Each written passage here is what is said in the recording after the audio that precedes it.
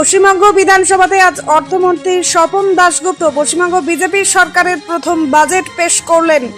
এই বাজেট বিষয়ে রানীগঞ্জের বিজেপি বিধায়ক পার্থ ঘোষ বলেন যে এটি একটি ঐতিহাসিক বাজেট। এই বাজেটে যেমন একদিকে রোজগার বাড়ানোর উপায় আছে, তেমনি অন্যদিকে কর্মসংস্থান বৃদ্ধিরও উপায় আছে। পার্থ ঘোষ বলেন যে এই বাজেটের মাধ্যমে শুভেন্দু অধিকারী দেখিয়ে দিলেন যে তিনি যেভাবে পশ্চিমবঙ্গ এবং পশ্চিমবঙ্গের মানুষের জন্য ভাবেন, আজ পর্যন্ত কোনো মুখ্যমন্ত্রী সেভাবে ভাবেননি।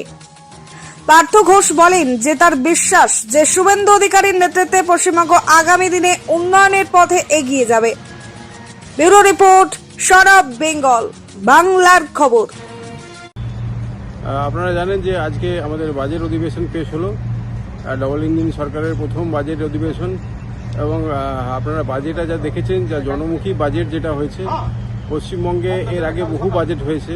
আমি কোনোদিন এরকম ধরনের ঐতিহাসিক বাজেট আমি দেখিনি এবং এই ঐতিহাসিক বাজেটে আমি সাক্ষী।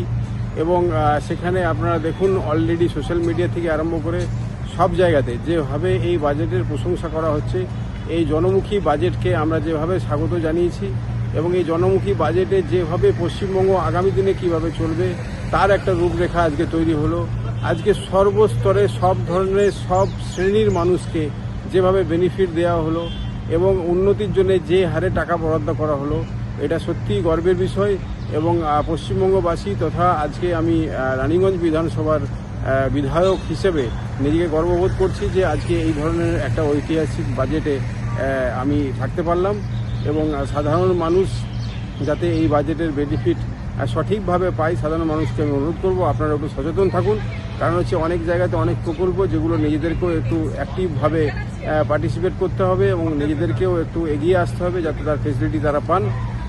আর আপনারা ভালো থাকুন, সুস্থ থাকুন আর এনজয় করুন। পশ্চিমবঙ্গে আজকে একটা ভয়ঙ্কর একটা সুন্দর বার্তা মানুষের মধ্যে আজকে মানে পৌঁছেছে।